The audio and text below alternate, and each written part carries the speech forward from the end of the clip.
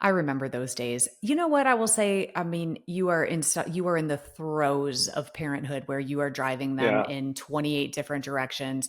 I have been there, and boy, I can tell you the other side is amazing now that they're adults and they're so cool to hang out with. In fact, like they'll get older, and like I just got a text from daughter Bailey today that said, "Hey, do you want to go to Norway with me in 2026?" I said, That's Yes. awesome. the answer is yes. And so this will happen. Eventually you will That's get to a great. point in life. Yeah. I just hung out with my son in LA. So you will get to a point where you're going to go, you're just going to be, it's going to be so cool, but you got to, go through it to get to the other side. Right. And don't blink because it just goes so fast. I blink with pictures and videos all the time. You know that. So I've got all the blinks.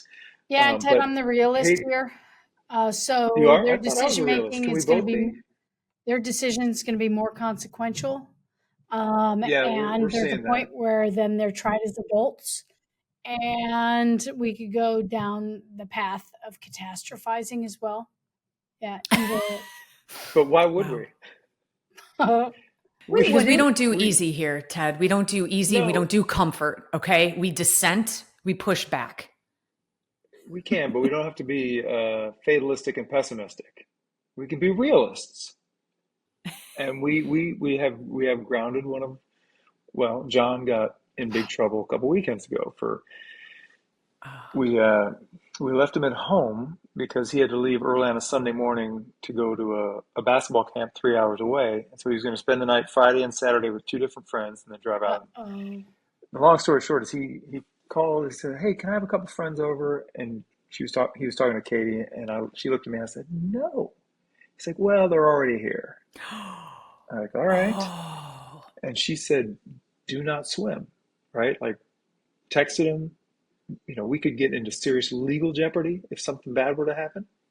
They swam, and we oh. found out without them telling, like, because one of the kids left the water on the hose that gets the slide, and so it's kind of overflowing in the alley. One of my neighbors called the next day and said, "Hey, your water's running or something." So he got the John, hammer. John is in jail. He's in jail. But I will say this: he gave me the reason to absolutely drop the hammer on the phone and the TV, Okay. and that is a wonderful thing. Like he basically gave me permission to just take his phone. Uh-huh. I took his TV off the mount because Oh, I wanted it to be Yes. dramatic when he got home. I yeah. wanted him to walk into his room and be like, "Oh, wow, Yes, this Dad. is real," right? And it's been good. Grounded John is a lot more engaging and more fun than regular John. Oh, Mhm. But I needed that reason to just yank that phone away, and yeah. it's been so.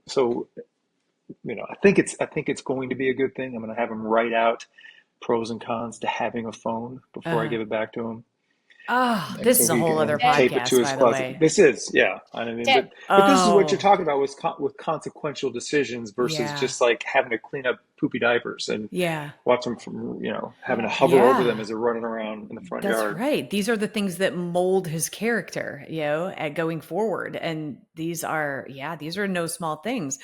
Oh, You remember when I got arrested for climbing on the school roof our senior year in high school? Do you remember that or not? I was never gonna out Wait, you Me like and that. wait. Dennis This was not and in your Doug background Brown packet. He's a bad and boy. He's a bad Brandon boy. Brancato. No, we just liked doing it. We would climb on these school roofs. We'd sneak out. I'd sneak out at night, meet up with these guys, and we'd just climb on the roof. We wouldn't do anything, but there was somebody inside, like a custodial worker was inside in our high school when we went up there, and the cops came. We'd look over the roof, and there's like cop cars down there, and we got busted. And I was grounded for 6 weeks.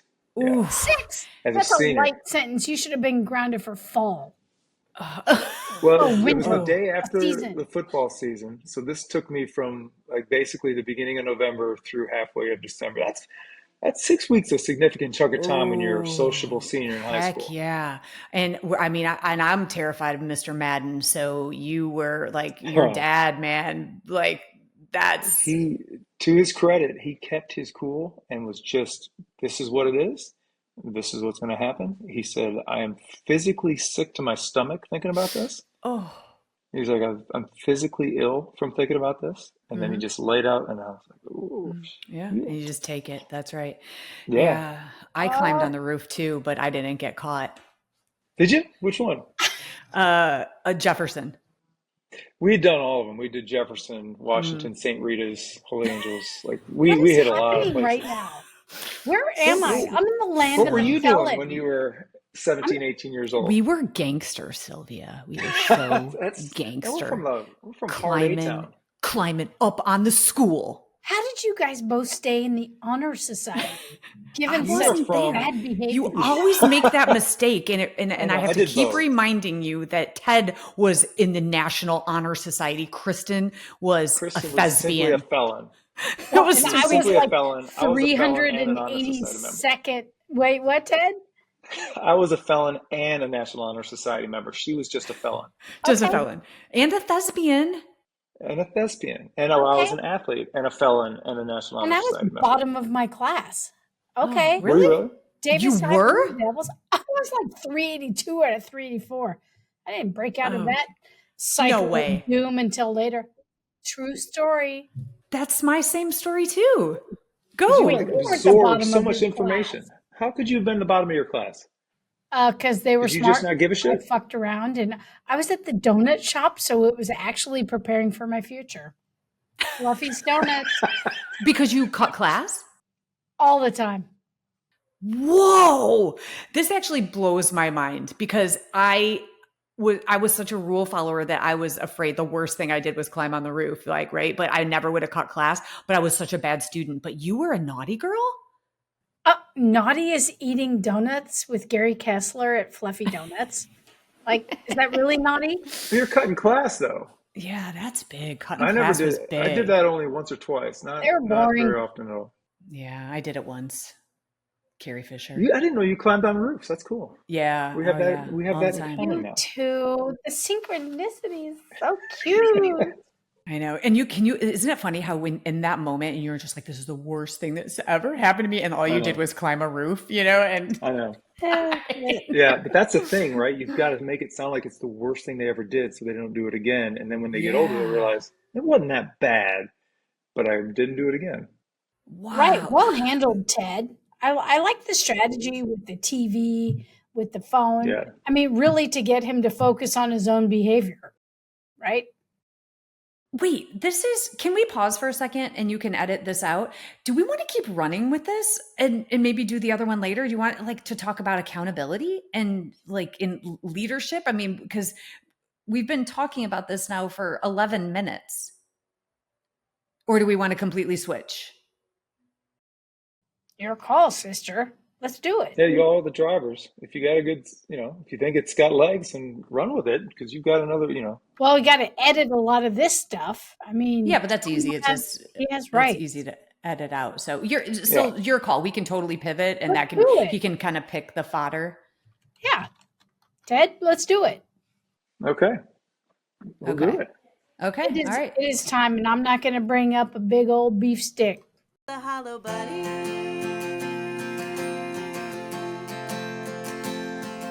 And we all feel hollow sometimes. Greetings and salutations, and welcome to the Hollow Bunny Leadership Podcast. I'm Kristen Zeman, and I'm here with my sharp and sagacious co-host, Sylvia Moyer. Is that a word? I don't know. I may have made it up. We are former police chiefs, but we talk about all kinds of things. Do you think that I just made that word up? I'd like you to hold me accountable. That's what we're talking about today. Accountability. Can you please look up to see if sagacious is a word? How do you spell this shit? I don't know. It just came out of my mouth. What is that? S-A-G. Oh, S-A-G. Okay, it's an adjective having or showing keen mental discernment and good judgment. Shrewd. What the actual fuck? Where'd you pull that? Where'd you get that word? I had no idea what it meant, but it was in my head. No, that's a good word, but you had said sharp was your first word, right? And you could have done the sharp and sagacious. real alliteration would have been sharp and shrewd. No, cut out The National Honor $100 word. Society. No, Yes, actually, bullshit. Ted, alliteration is starting with the same letter. Alliteration I think is starting with the same sharp. sound. Ooh, now I got to look that up. Oh my God, if I'm right twice in a row, I'm just fucking signing off. Okay, All get right. ready to drop your mic, Kristen. Is alliteration, Okay, is it words, is it sounds, or is it letters? it's both. Okay. The occurrence of the same I'm so letter right. or sound No. at the beginning. But I've always thought sound. Oh, But I'm Ted, poetic like this that. But wasn't that's on just your SATs, was it, Ted? Mr. we never Sagacious, took the y'all. SATs. Did you take the SAT, Kristen? We No, took the ACT. ACT. Right. Yeah. We never took the SAT, which is bizarre. People think that's weird if they're not from Illinois. It's because it was in Illinois. In California, we had standards. I took it. Bombed Well, it, our standard was took it. ACT. What'd you Yeah. get We on just the had ACT, we Kristen? just had Do you different. remember? Oh, I cannot even say it out loud. All right, ladies and gentlemen, sagacious. SAGACIOUS. I'm seeing Lady Gaga in July in San Francisco. If Lady Gaga actually uses that word because it's saga, shus, I don't know. Saga. Saga? I don't know. I Reg. don't know what I'm going to do with knowing that you're both right. It makes me very uncomfortable. Wow. I don't know. I just feel like intellectually superior right now, even though I had no idea what that meant or if it was an actual word, but I must have heard it somewhere and it Okay. just popped out. It just popped out. Okay. So, It was all right, well, we really talked about, awesome. yeah, well, we've been talking about, the accountability and when we were children. Did you have strict parents, Sil? Oh, yes, my father was a Cal grad, Mr. Mensa, engineering and mathematics, and a Okay. U.S. Marine. He was very strict. My mom was very strict. We had very clear boundaries. I knew what I could and couldn't do. I knew the rules. I didn't have timeout. I had knockout. Literally, Oh, I had knockout. And I got grounded not just for weekends and months, but like seasons. I was grounded for fall. I was grounded yeah. for spring. I was horrible. I was horrible. I'm a middle child. I was rebelling. Yeah, very strict Okay. parents. So And you had I strict actually, parents and yet you were naughty. well, I want to unwrap this and I know that we're going to be able to tie it to leadership and performance for in sure. some way, but like Ted was talking about getting caught in high school on the roof. I was a rule follower and I really tried not to break the rules. But here's the weird part. This is why it's so interesting and I want to explore this for a second. My parents didn't give a crap about where I Vicky, was. wait. Swear they were not strict. My dad was working shifts. My dad was a cop, so he would work 3 to 11. He would work midnights. And my mom always thought I was sleeping at Carrie Fisher's and Beth Smith's house. And I mean, ish, except for the nights that we snuck out. But You my snuck parents let out? me, yeah, just to go meet boys. Yeah. Like, we didn't do anything except for that. We just like, yeah. Ted, did you sneak But out? That's how I climbed on the roofs. I snuck out to go climb on yeah. the roofs. Okay. Okay. I never snuck out of the house. Oh, you didn't. Really? Okay. But once Yeah. out, I was like a fucking feral cat. Like, Yeah. like I guess what crazy. I'm trying to uncover here is the fact that because I really am a rule follower, like I didn't skip school, but like when I was in my friend's house on the weekends, I would do stuff like that, but nothing terribly naughty. I wasn't that person. I had such a horrible conscience. And I wonder how that works with parents who just really kind of let me do anything or were clueless about where I was versus your strict parents and the fact that you were naughty. So it's like I wonder and if this accountability, if there's like a sweet spot, and I'm sure there is, right? Like, in talking about your kids now, Ted, it's like you hold them accountable, but also not so much jail that they start to rebel. There's some sort of sweet spot here. There is, Yeah, and but I got. Go ahead, Ted. no, I'm just curious, like how we all changed so much from our younger years to where we are now. So how much does it even make a difference Ooh. Well, whether you had real strict parents or whether you just kind of figured it out on your own? Hmm. it might be a combination of both. I got to say that while I was naughty, I wasn't violating the Criminal. law. Yeah, you weren't You criminal, know, right? I Uh, wasn't like destroying people's stuff. I wasn't like, yeah. you know, torturing Yeah. people or I don't know. I just think there, mine was more of an expression of, I was just having a good time, but I didn't violate the law. I was always terrified of getting caught. and arrested. And I was always terrified of becoming an addict. So I just never tried anything. I was like, Yeah. nope, not even going to try it. Nope. Okay, so you're onto something here. So there was a fear attached to not becoming something. In this case, you said like fear of an addict, right? Not I going to try had it. Yeah, okay. So I had a fear also, but it was based on motivation. So I knew from junior high that I always wanted to be a cop.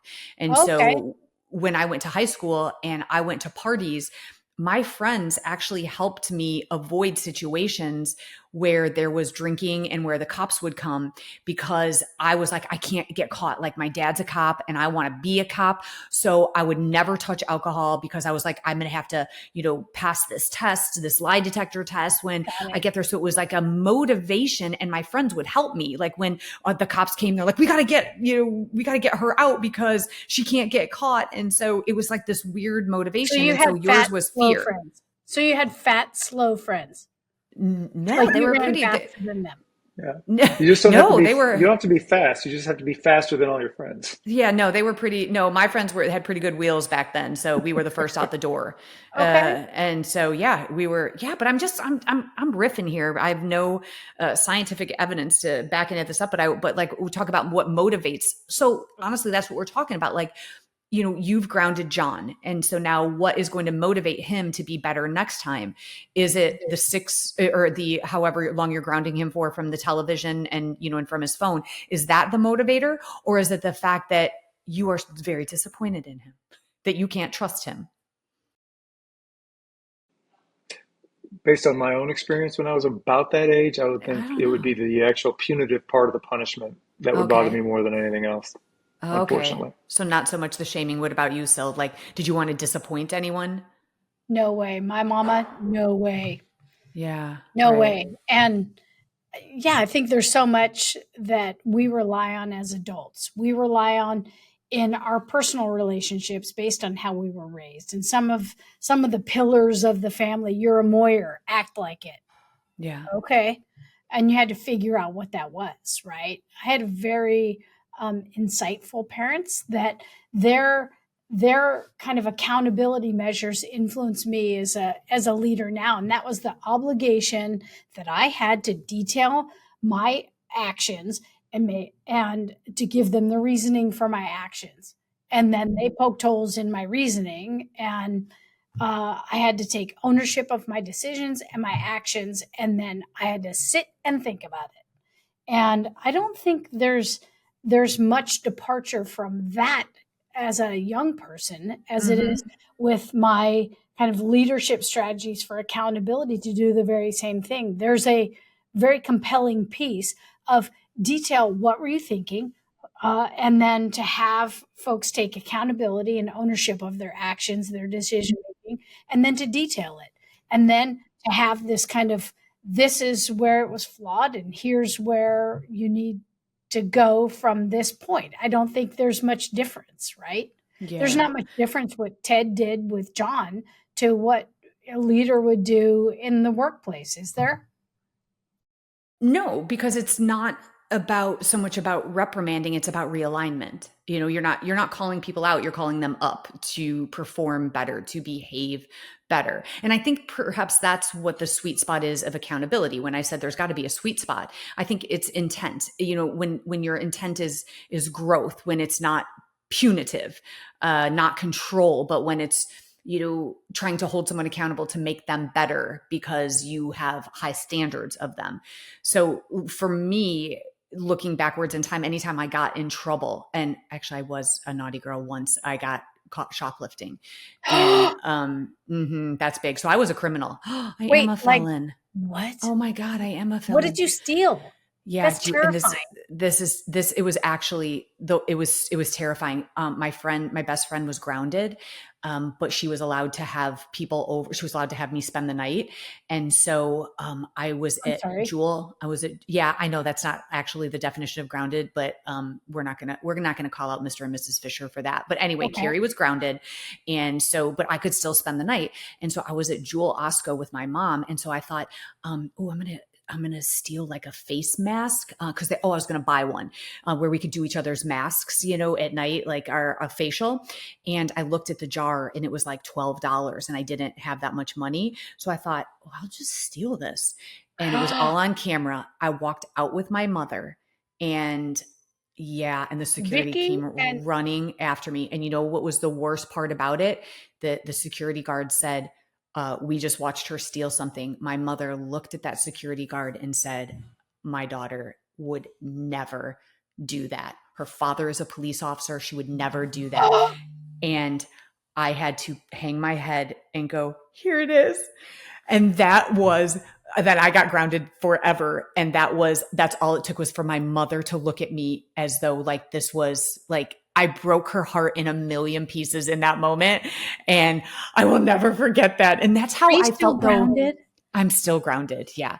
But that's how I felt about, wanting to do my best at work. I remember thinking, so it's like, I'm different, Ted. It's like, because it's not about the punitive part. I can handle the punishment. It's about letting people down, like people that I respect and love. And I always had I had some terrible bosses, but I had some really great ones. And my motivator was like, I never, ever want to let them down. So for me, it's like a human thing. It's the shame and the disrespect. Yikes. So then, That just brought back as a all of these wounds. that's bad. As a leader, then, how do you think about how you handle someone under you who Mm. needs a talking to, and how do you handle like do you have to punish or handle people differently Here's the just to get problem. the message across the correct way? But here's the problem with that. We can't. And so, and Sil can attest to this, sitting in the chair where you are the one who decides discipline, and you cannot have one person. And think about it like this. Here is where there's a disconnect, right? So we have what's called discretion in policing. So I pull you over, Ted, because you're speeding, and you look at me and you're like, I'm so sorry. I wasn't paying attention. I'm trying to get here. You are not the kind of person that needs something punitive. To slap you with a $75 ticket and then some is really not being helpful for you when you are sitting here going, I am so sorry, versus the person who's been pulled over several times, have given, several warnings for speeding. That's the one that you need to slap punitive. So sometimes you need people to feel the hurt in their pocketbook, right? And then what's interesting is when you get into a level of leadership in an organization, consistency is everything. So I can't look at the officer that says, oh my God, I'm so sorry. I'm AWOL. I missed that training day, or I missed this. And then go, you know what? You didn't mean to do it. So I'm just going to give you a verbal, versus the person who's a real asshole and slap them with a day suspension because now a union comes after you and says, why do you treat this one differently? Even though it would probably benefit someone from just from an ass chewing versus something more punitive. I don't know. Help me out on that one, but consistency matters. Can you punish consistently but treat differently? What does that mean?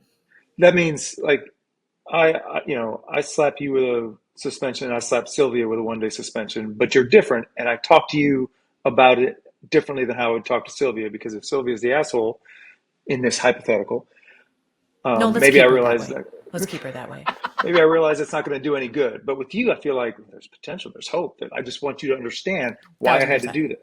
Thousand Okay. percent. I've had those conversations with so many people that where, I looked at them and said, listen, even I can think of having conversation with people who are so distraught over their punishment, and where I was like, listen, this is a formality. This is not the end of the world. You're going to be okay. And then, this is just a blip and it's going in your file, and do not worry about it. Just, earn back, be better. Right. I don't know. So weigh in on this. Okay, so I'm weighing in. Language here matters. And I am very, very clear. I mean, accountability and building a culture of accountability is important. We do it by defining clear expectations, leading by example. We encourage open communication. We monitor progress. We give ownership and assign ownership. We celebrate accountability. We have all these things. We have this culture of consistent and improvement, and we hold people accountable. Okay, doing that where I depart from this kind of notion that we're arguing is that I believe that our responsibility is discipline. Discipline is designed to create performance improvement and behavior.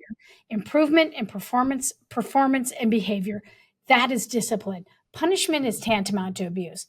I don't punish people. In fact, just recently, in this handful of days, I had to write a notice of intent to discipline for a termination case for a deputy that's being held accountable to a standard of performance. Okay, that is hard. That is important. The contrition is important for their recovery and their soul, but it does not in any way mitigate the severity of the conduct that gave rise to the case that then had all the facts that came to me. I just think what we're saying is that we should not differentiate with the approach of the person, and I think that was stated here. But there is a real important lesson when we are examining actions and we are then establishing this very clear kind of environment where accountability is important. And I think part of that is to hold oneself accountable. As a leader, we lead by example and holding ourselves accountable. So, Ted, I think this is a time you got to hold yourself accountable as the boss in the Madden family, and really, not invite people over when he's not allowed to. I don't know. I think it's such an important thing. It kind of started as the three of us having this conversation about this recent example where, Ted, where you had to hold John accountable and he is being disciplined, designed to create improvement in his behavior, his conduct, and his decision-making. Okay, wait. All right. So here's what I just need to understand what you're saying here. First, let me also affirm you, because discipline should not be punitive, as we said. In fact, as you were talking about discipline, it actually, I looked it up. It comes from the Latin word disciplinia, and it means instruction and training. Okay. It's to learn. So discipline is to study, to learn, to train and apply a system of standards. So you're right on there. It should never be punitive. It should be about redirection. So what I hear you saying is that John committed an infraction. He had people over when he wasn't allowed to. He went into the pool with his friends when he wasn't allowed to. But then as a parent, what you're saying that Ted should do, that what we all should do in every relationship that we have, is when we fall short or when we do something wrong, we should say, listen, I screwed up here and I'm going to hold myself accountable. Is that what you're saying? Is basically to set the example. So not only the people that we lead can see that we're holding us accountable ourselves, but also as parents as well, to say, hey, I screwed up here, but just walking the walk. I don't think you have to say that and expose all of that, but certainly what I'm saying is we all have to model responsible behavior. We have to, to role model responsible behavior, and where it's appropriate without exposing all the missteps we make every day in this incredible one precious life we have to live, because we do every day. We don't have to expose all of that, but we certainly have a responsibility to demonstrate, to walk the path in a way that is responsible. We take ownership of our own actions. We admit mistakes when appropriate. And I think what I'm offering is that all of that is the Madden family saying, hey, we have a standard of accountability. And that should be celebrated in our house, because if not us but for us doing this, then we're, a family that, I don't know. Yeah. What you're saying is that your team is always watching, and your team are your children, and your team are the people that you lead. And so when you let things slide, you teach everyone what is acceptable. And consistency is the fastest way to lose trust and credibility. So Sure. I think there's twofold. Also, people who fail to address underperformers, they breed Ooh. resentment from Okay, high say that performers. again. Say it again. Leaders who fail to address underperformers, they breed resentment in high performers. So what we're also saying here, and parents listen up, is that your other kids are watching you, how you have held John accountable. And so, in the same way that we are watching the way leaders hold someone accountable. So that's a good conversation to have about, just the fact that we need to model the behavior. Couple things. The angel babies, Julia and Marilyn, would never ever do anything wrong. Never. No. So there's no reason to set an example Mm-mm. for them. Secondly, Oh, you're Katie in and I for have it. done a good job. Oh, Oh, I you know. are in for it. When those girls become teenagers, Oh, call Ted. me. You would love how stubborn Julia is. A quick aside, a quick off ramp. We went to go horseback riding a couple years ago. She had done it once. She didn't like it. She's like, I don't want to go. And Katie's like, she'll go. I'll talk her into it. I said, she's not going. She's stubborn as hell. And we all know she's stubborn. And when we got there, she would not get on the horse. We paid for it ahead of time. She would not do it. She stayed back while the rest of us, two families, went off for an hour and a half. She stayed back with the lady who sold us our tickets and was feeding the horses with her, and was much happier doing that than getting on the back of a horse. Was it a So principle? Was it on she principle? She didn't want to, like, what was she her? didn't like it. I think she was a little scared of it because she was really high up. I had Marilyn with me, so Marilyn was, I Okay. think comfortable, but she didn't like it, and she was not Wasn't going to do it. doing it. Okay. And so that's where that's going to be tough when you talk about just you wait.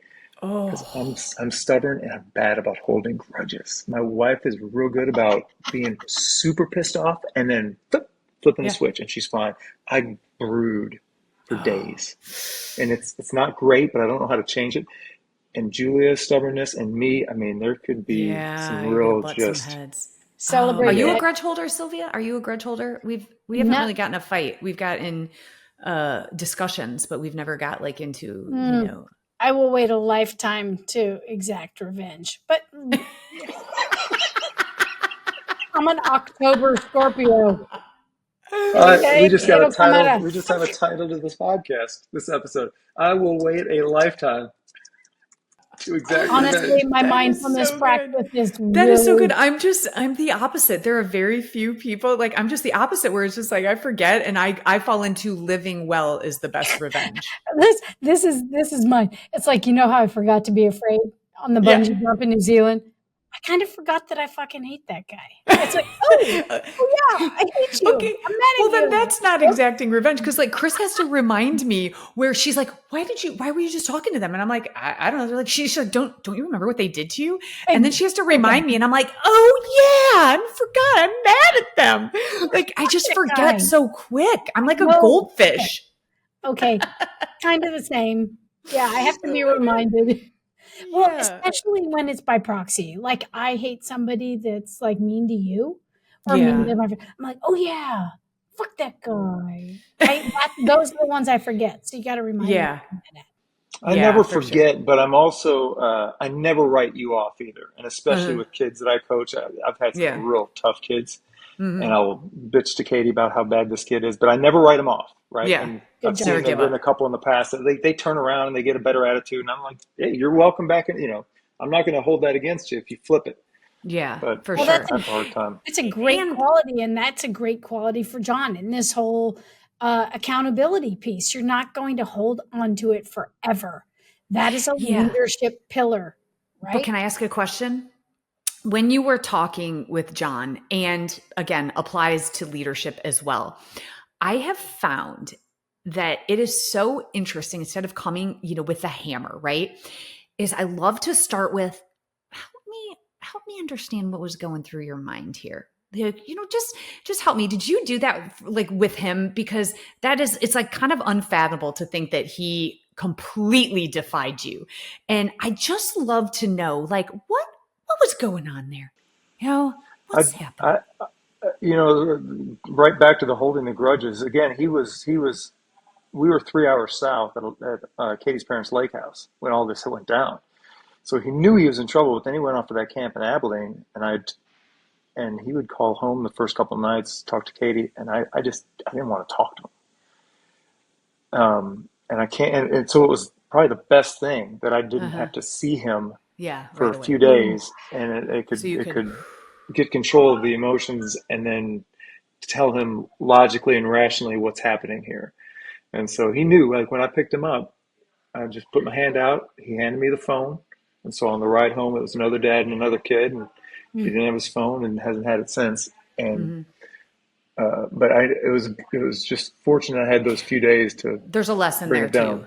There's a And lesson Katie there. does, and there's a good job with the good cop bad cop thing, and it's not even an act, but Katie can flip it, right? So she can talk, and how was your first day? How was camp? And all, and she can kind of put that aside and engage and give And him you're just what he pissed. needs. And I am just like, I said, I don't even want to Right. talk to him. Okay. But that's a lesson in personality and in leadership as well. Is like know yourself. I mean, Yeah. and if you are about to have a hard conversation with someone about accountability, about expectations, and you're pissed off, and maybe if you can't communicate through that rage, just take a breath, take a minute, take a day, and just say, I'd love to meet with you in 24 hours, 48 hours, and let's revisit this. Let's talk about this. So definitely know your patterns and your emotions and how you deal with that That's what my Totally. dad did friction. when I had to go and tell him that I had been arrested for climbing on the roof because he didn't come bail Ooh. me out. I snuck back into the house. And the next morning, I'm talking to a couple other guys, and they're like, "You've got to Oh, tell him this is coming out. You're going to get suspended." And I went and told him, and he just took it all in. good He's kind of proactive nodding his stance, head. Ted. He's nodding his head, and he says, "You're grounded. We'll talk about this later." Okay. So he And Oh, knew. it's just like, Calm and steady. yes, silence right. is Calm and worse. steady. Yeah, that's Oh, worse. That's worse. Yeah. okay. I can remember sometimes with my dad, I was like, can you just yell at me? Can you just yell at me? I Like know. just scream at me. Like let's just get this over with, right? Yeah. Well, there's so many leadership lessons here. I mean, it's about holding people accountable. It's a terrible job, but we have to do it. And here is why we have to do it, because of going back to discipline. It's about redirection. We cannot let our organizations or our families, our children run amok. There are rules to be followed and there are policies in place. And I think that if instead of thinking of them as something to be rule bound, instead they're guardrails. I love to look at these as guardrails. They are guardrails to keep you from danger. You can't go in the pool in case something bad happens. You cannot violate this policy, or there are going to be consequences, perhaps liability or worse. And so we have to make sure that we're also communicating the why behind the rules. I think that makes sense. So that's just what other lessons about Well, holding a mirror up can we talk about? cultivate credibility, practice humility, Yeah. and really, uh, there should be a one family, one company mindset when you're talking Mm-hmm. about developing and cultivating an accountability climate and culture in your family, in your tribe, in your organization. Ooh. I also say tackle the tough stuff, take it head on, and tackle it. So, Ted, I applaud you for your parenting. I applaud this conversation for about accountability, and for those people that just need a little nudge toward the leadership responsibility and holding those in our space accountable for the greater Yeah. good. So, I thanks, I love this Kristen. combo. I've got one more. I have one more thing that I just thought of, and I think this is a really good one to close us out, Okay. is that when we don't hold people accountable, there are far more issues. So what have you been tolerating because you're afraid to have a hard conversation? Where have you confused harmony with health? And or I guess better stated, um, do you want to be liked so much that you Oh don't want to boy. make a hard decision to get people mad at you? And I will tell you that I've heard parents in policing over the years that are afraid to take away their kid's phone, that they're afraid to ground them because, it's a real odd thing, but I've heard it. I've heard parents say, yeah, I don't want to take their phone. And listen, man, we have to hold people accountable. And when you're not doing that, you aren't protecting people, you're protecting your own comfort. So keep that in mind, that King Madden. leadership is hard. Discipline Yep. and accountability is hard, especially when you're on the side of giving it, but it has to be done. Otherwise, there are worse consequences to be had if you don't have those tough conversations. So Awesome. just, yeah. All right. Ted, Well, thanks land the for plane that. here. That was really Yeah. important. Yeah. All right, Producer bring us Ted, home, Kristen. Producer Ted, I loved having you a part of this convo. This was great. I have a narrow range of expertise, but I think being in the middle of parenting, that's one of them. Yeah. That And grounding your ass son kicking, is now Ted. your expertise. Absolutely. All right, listen, bunnies, if you love what we're doing, show us some love, subscribe, like, review, and spread the word about the Hollow Bunny Leadership Podcast. Follow us on Instagram and Facebook and YouTube. And remember, it is produced by the incomparable Ted Madden, and the music you are about to hear was written and performed exclusively for our podcast by my handsome and talented son, Jake Zeman, who is finishing up his Broadway tour in a few months, along with his equally accomplished friends, Fabian and Zoe. Thanks, bunnies, for tuning in, and keep filling your own bunny and keep adding substance to others. Bye, Thank everybody. you.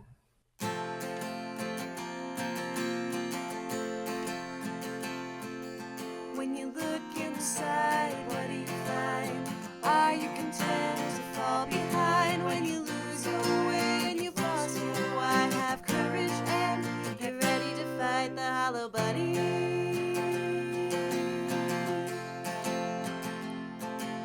When the way ahead is covered in smoke and you're tired and you're scared and you're losing hope, you'll open your heart and your eyes to see a challenge and a question. Why not me?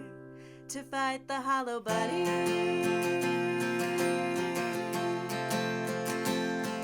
And we all feel hollow sometimes, but the monsters are only in your mind.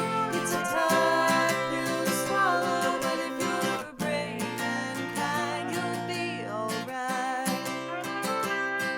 If you fight the hollow bunny.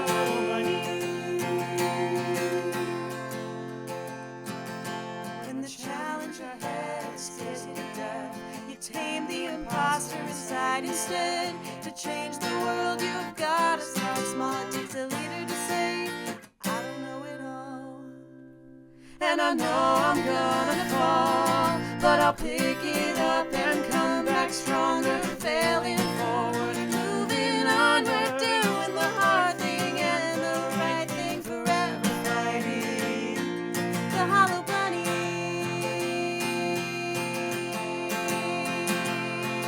And we all feel hollow sometimes,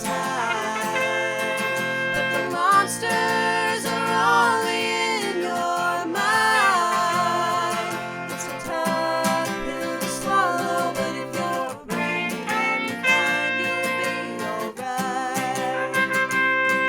If you fight the hollow bunny.